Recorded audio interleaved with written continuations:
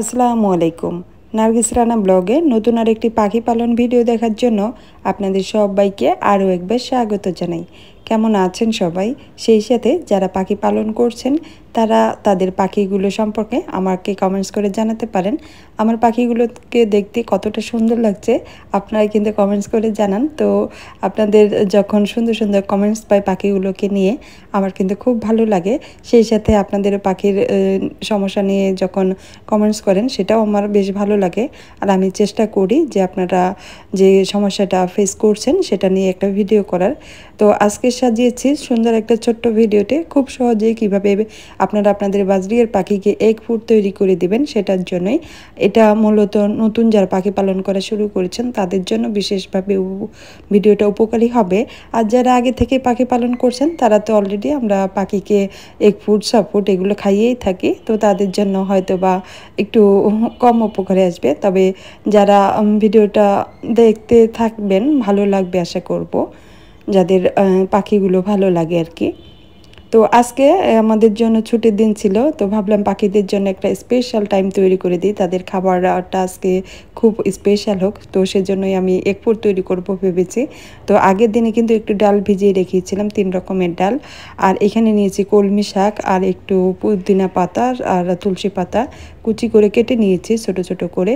আর এখানে কিন্তু 3 রকমের ডাল ভিজিয়েছিলাম, মুসুর ডাল, খেসারির ডাল, সেই সাথে হচ্ছে মুগ ডাল ভিজিয়ে দিয়ে ওগুলো আমি কিন্তু একটু বেটে নিয়েছি। আর এখানে নিয়েছি একটা ডিম সিদ্ধ করে, ডিমের খোসাটাও আমি এইভাবে গুঁড়ো করে নিয়েছি। আসলে যেটাতে গুঁড়ো করি সেটাতে একটু হলুদ, কাঁচা হলুদ এর আগে পিষেছিলাম রস করার জন্য, তো তার জন্য হলুদের রং লেগে ডিমের খোসার কালারটা চেঞ্জ হয়ে গিয়েছে। তো এটা কিন্তু পাখিদের জন্য একটু ভালো হবে, কাঁচা হলুদের একটা নির্যাস তাদের মধ্যে যাবে, এটাও আশা করি পাখিরাদের শরীরের জন্য ভালো হবে। আর এই তো একটা ডিম সিদ্ধ করে 2 ভাগ করে নিয়েছি, কুসুমটা আলাদা করে প্রথমে ডিমগুলোকে ভালোভাবে চটকে নিব, তারপরে হচ্ছে সব উপকরণগুলো একসাথে মেখে নিব।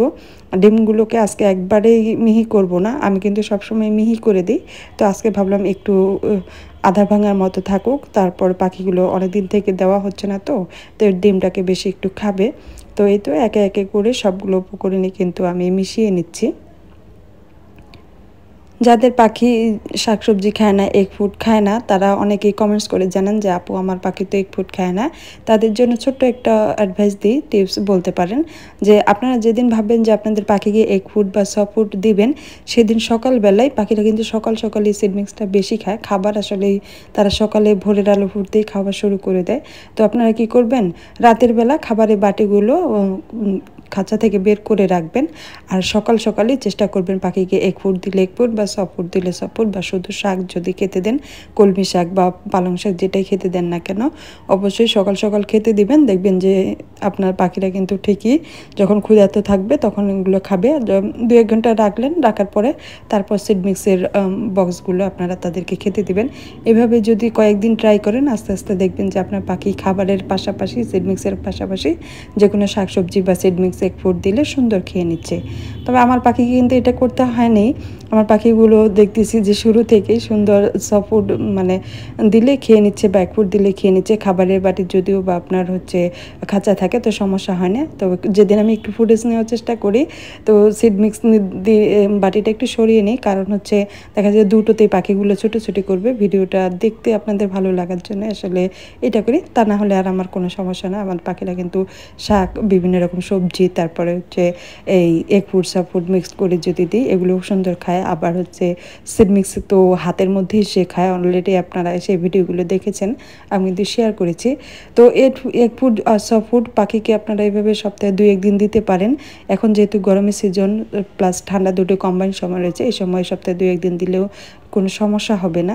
এই তো দেখুন না আমার পাখিগুলো এগ ফুড পেয়ে কী মজা করে যে খাচ্ছে, মনে হচ্ছে যে তাদের আজকে ঈদের দিন, এমন একটা অবস্থা। তো এটাই ছিল আসলে আজকের ভিডিও। আমি জানি না আমার ভিডিওটা এখন পর্যন্ত আপনারা কন্টিনিউ করছেন কি না। যদি ভিডিওটা এই পর্যন্ত কন্টিনিউ করে থাকেন কিন্তু একটা লাইক দিতে ভুলে গিয়েছেন, সুন্দর এই পাখিগুলোকে দেখছেন একটা লাইক দিচ্ছেন না, কেমন লাগে বলেন তো? সেটা না, আসলে আপনার একটা লাইক এই ভিডিওটা আরও বেশ কয়েকজনকে দেখার সুযোগ করে দিবে, শেয়ারের কাজ করে, সেজন্যই আসলে আপনাদের কাছ থেকে একটা লাইক চেয়ে নেই।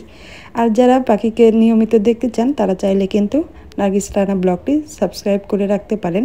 আর যারা ইতিমধ্যে চ্যানেলকে সাবস্ক্রাইব করে রেখেছেন, নিয়মিত আমাকে সাপোর্ট করছেন, পাখিগুলোকে দেখছেন, আপনাদের সবাইকে অসংখ্য ধন্যবাদ।